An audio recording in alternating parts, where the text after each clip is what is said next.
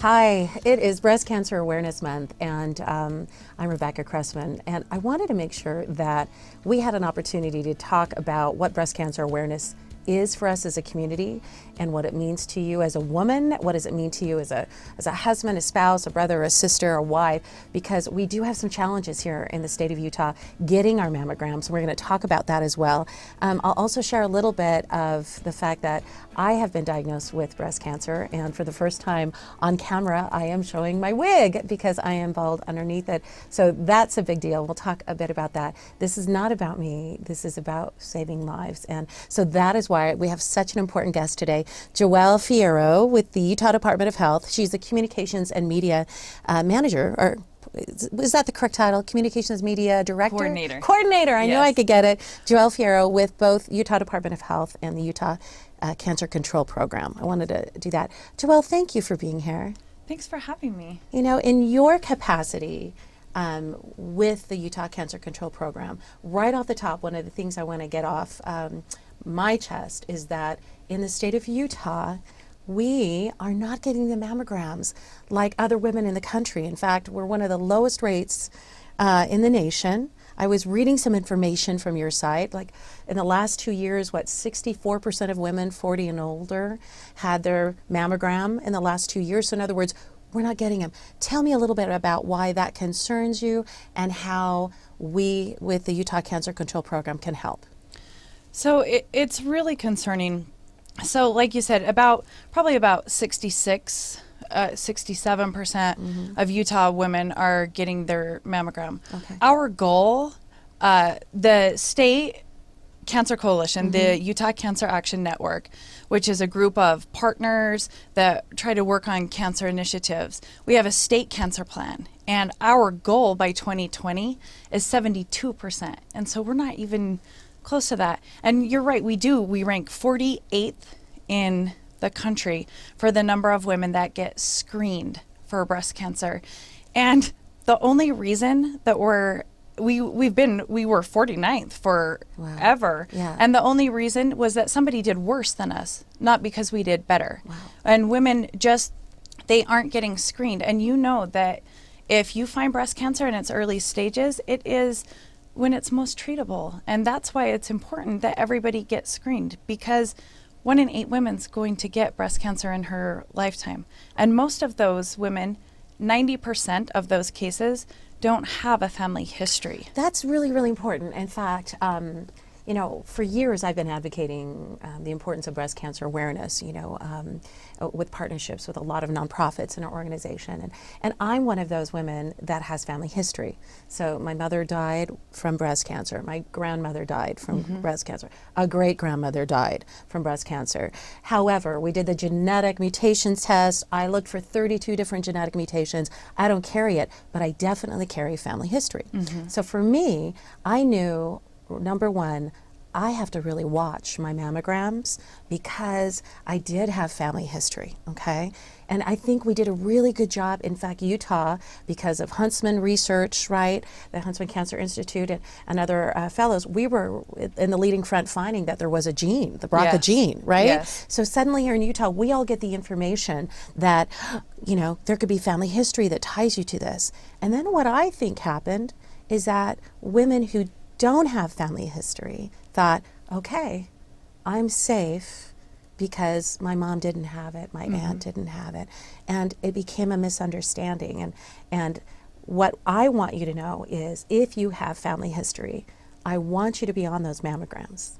I want you to be getting your monthly self-exams, and we'll talk a bit about how that's important too.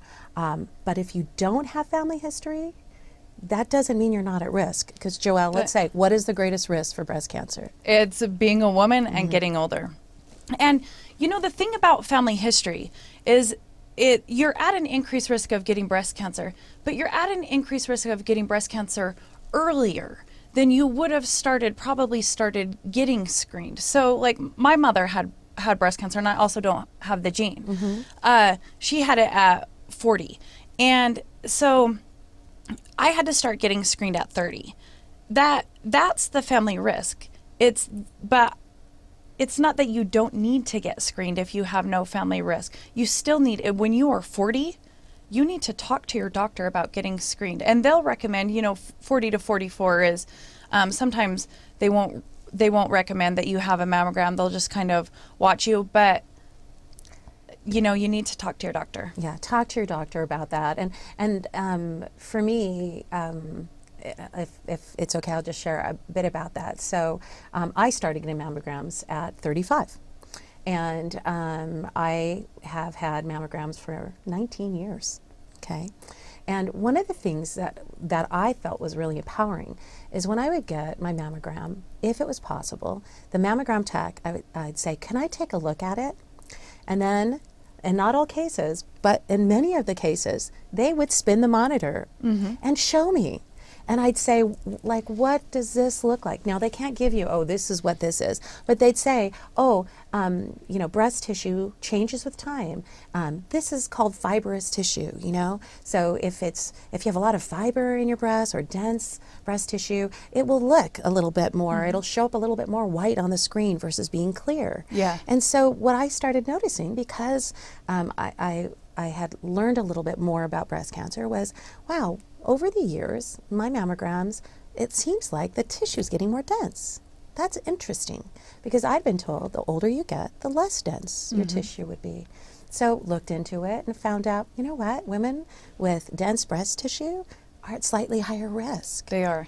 Right, and it's harder to spot. It is harder to see. Right, and I've used this kind of idea that when you get your first mammogram, whether you're 30 like Joelle was or 35 like I was, I want you to ask and make sure you know whether or not you have dense breast tissue. And Utah actually just passed a law last year that your doctor needs to notify you, because you do need to get screened.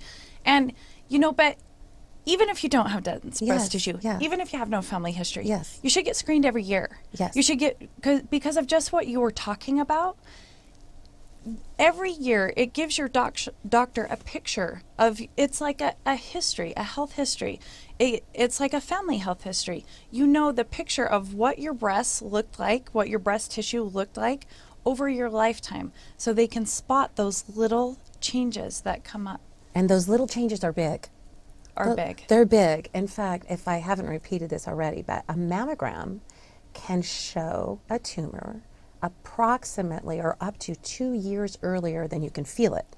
Yes. So if we can feel a tumor, often it's a later stage. It's already at a later stage because it's grown big enough, right, for us to feel it.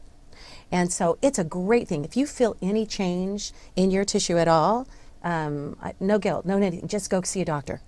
Go ask about it. Go and maybe even be assertive when they say you're awfully young.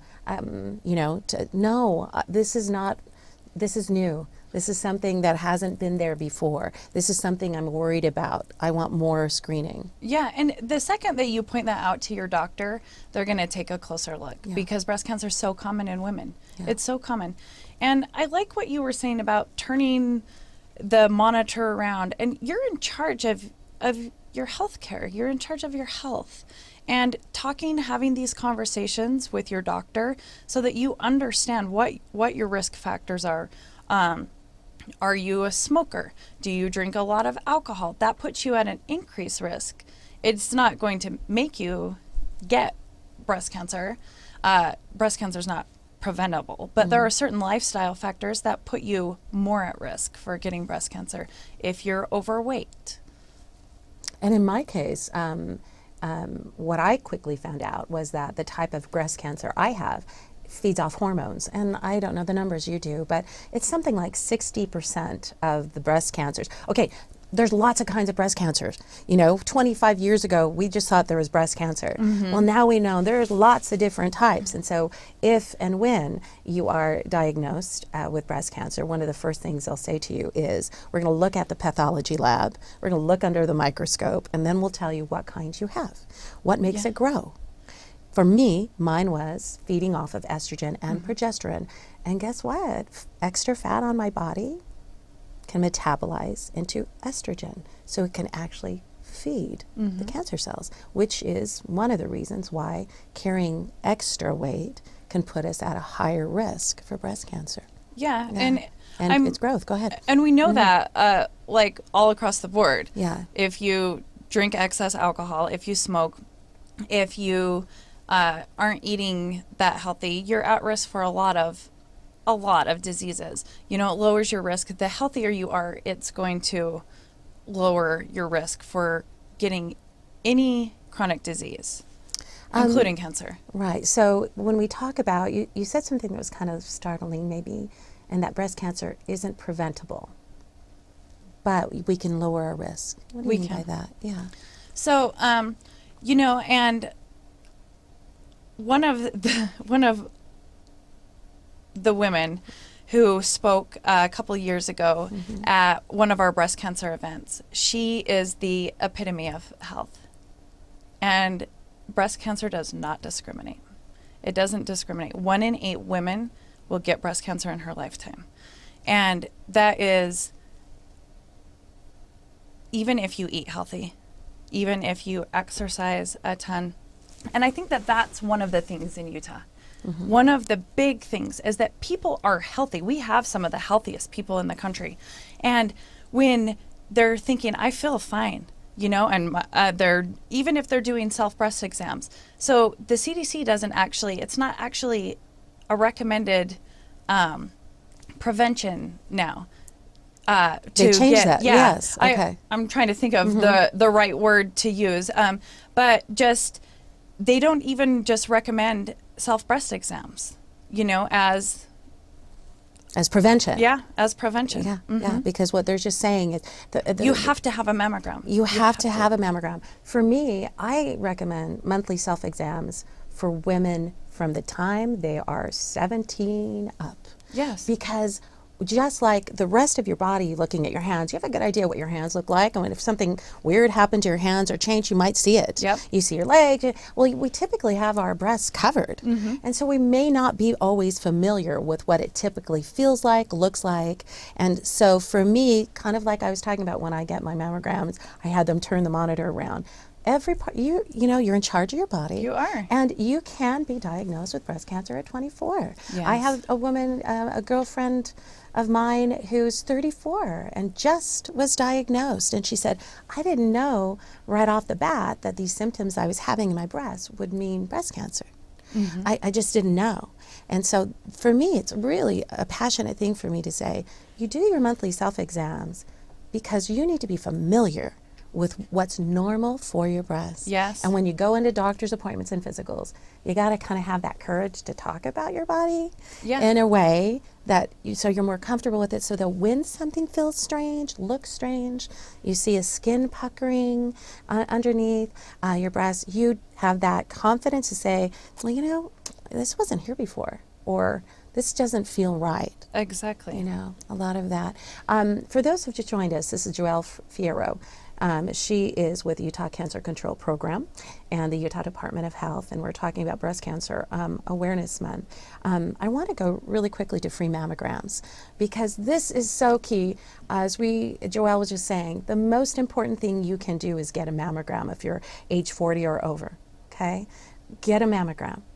It can see things before you can feel it. It catches that breast cancer when it's most treatable. And yet there are ways for us to get mammograms that are free if that is a barrier. So tell us about that program. So most insurance covers preventative care. Almost all insurance is going to cover a mammogram because it's preventative care. It's the best way to find cancer early. But if you don't have insurance, the Department of Health has a program that offers free mammograms to women who make a moderate income. So like a family of 4 can make $64,375. I believe that's this year's amount. You know, so it's a moderate income. You can make up to that much if you don't have insurance, or if you're underinsured. If you have a huge deductible or something like that, we can help you out. There is no reason not to get screened. There's no reason. It's paid for. So if we want to see whether or not we can get our mammogram paid for, how do we connect with the Utah Cancer Control Program and get that? Okay, you can call 1-800-717-1811, and you'll talk to somebody who can schedule you right there. They can verify your income, ask you all the the questions that they need to know, and you can see if you qualify for the program, or you can visit cancerutah.org, and you can find a screening location close to you. You know, a local health department or a clinic that participates in our program, and we have them on the website. It's interactive. You can just type in your zip code or click on your county. They're all throughout this state. I also wanted to say that we have on fm100.com Paint Our Town's Pink page. If you go there, scroll down just a bit, and we put a direct link to the webpage where you can search your zip code, where you can get free mammograms, where you can apply for that, because the whole idea is we are busy. We are busy. And I got an invitation to be interviewed for a magazine in our community.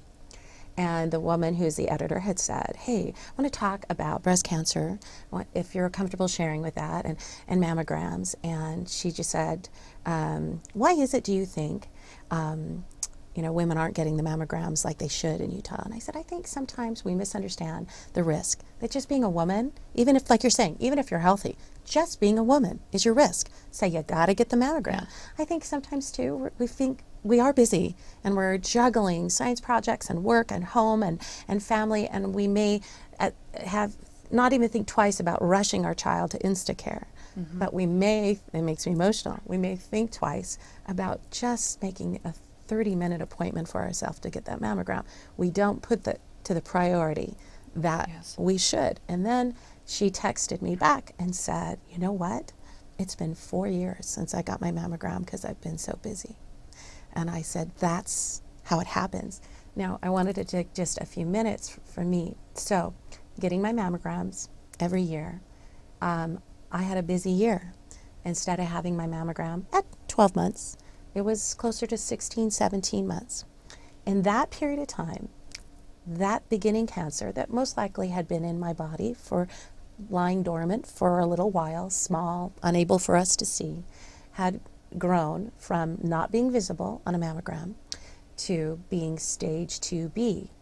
That means in that 16 months, it grew to the point where it not only was visible in the mammogram and on the MRI and the ultrasound, but it also had left the primary tumor site, had grown some what's called DCIS, which is like first stage, stage 0 cancer cells. It had invaded the lymphovascular system, which is like your little blood vessels that, takes things in and out of your body. It had got into my lymph nodes. It had tried to eat out through one of the lymph node capsules in 16 months. So when we say, are we so busy to get our annual mammograms over the age of 40, I just want you to pause and think about what can happen in 16 months. Because that's my story, that in 16 months, and stage 2B still has a great prognosis. Yes. It's still considered early cancer. It just means that the treatment will be a little longer and the risk a little greater of recurrence. And I had really worked hard getting those mammograms. And so your life is so important to the people in your world, your family, your friends, your coworkers, and I've been reminded of that once I've shared the fact that I'm battling breast cancer. But please don't marginalize your health care. Yes. I love that you said that. We recommend from the Department of Health to every year get a well woman visit. Like you were talking about, know your body, make sure everything that's going on. But if you think that you don't have time to go get a mammogram, if you don't have symptoms, like a lump or other symptoms, you can just schedule your own, right? You can call the screening facility and just schedule it. You don't even have to see your doctor. You should see your doctor once a year. But that's really powerful. So if you don't have a symptom, you don't have a lump, and you're like, I need a mammogram, just call the hospital directly yourself. Yeah. Or the facility. You can. Okay. I recommend you Sure. see your doctor Sure. because there are other screening tests that you need on a yearly basis as well. But you can just do that. And like when you were talking about that, I started thinking the reasons that I hear. I talk to a lot of women, and I always ask them, why they don't get screened. And a lot of these women have insurance. And a lot of the time I hear that I don't want to know. I don't want to know. There's anxiety. It's scary, and it's scary, but cancer is scarier. Yes. And treatment is scary, and the things that come with catching cancer at a later stage, and don't second guess yourself. If you could have caught cancer at an early stage, like you have caught it, or even earlier, or even stage earlier. 1, stage 0, the DCIS, that's where we have the least amount of complications for treatment, and that is where we have the greatest hope. And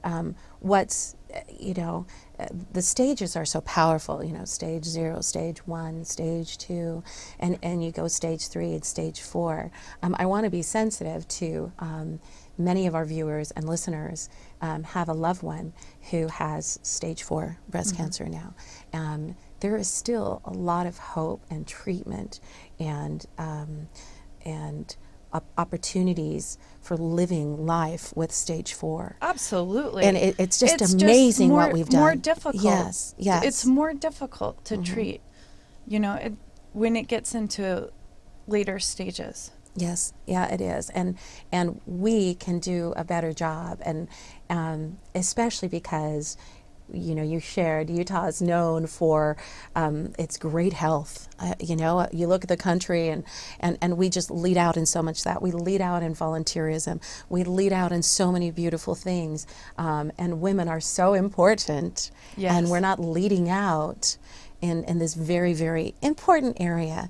And I'm glad you addressed the anxiety and the fear, because it is real. But I just want to tell you, and I've shared with this on Facebook posts, you have the strength. If you can get it diagnosed early, or whatever stage it is, you're going to find a well of support around you. We have some of the very best healthcare facilities in the world right here to take care of you. There are compassionate physicians, compassionate surgeons, compassionate oncologists. There are organizations, the Utah Department of Health, I'll just mention again, there are places and people that will help you and support you through this. So please, honor your life and your health and get those mammograms. And this is, again, for sisters and brothers and cousins and husbands and girlfriends. If you have someone in your life who's over 40 and they haven't had their mammogram, actually, you probably don't know. Drive them. Drive them. Yeah. Watch their kids. Yeah. Next time. Do whatever you have to do to get them there to get screened. I love you. Harass them. Ask them, have you had your mammogram? It seems like an awkward question, but once you do it, people will start answering it. So this is our call to you. And Joelle, we're going to wrap up, but any final thoughts as we approach Breast Cancer Awareness Month and trying to get our women to say, hey, I'm going to get these mammograms. I'm going to book the appointment today. I think that not knowing doesn't mean that you won't get breast cancer. Not knowing. It is better to know, and it is better to know early, because we are in charge of our health. And we need to be there for our families. We need to be there for the loved ones in our life. So if you're a woman, 40 or older, talk to your doctor about getting screened for breast cancer. If you don't have insurance, the Department of Health can pay for your mammogram. Yeah, thank you, Joelle. Thank you for all me. the advocacy you do.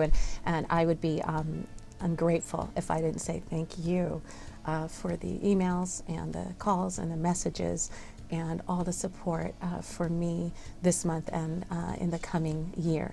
Thank you for joining us on this week's edition of Utah Weekly Forum.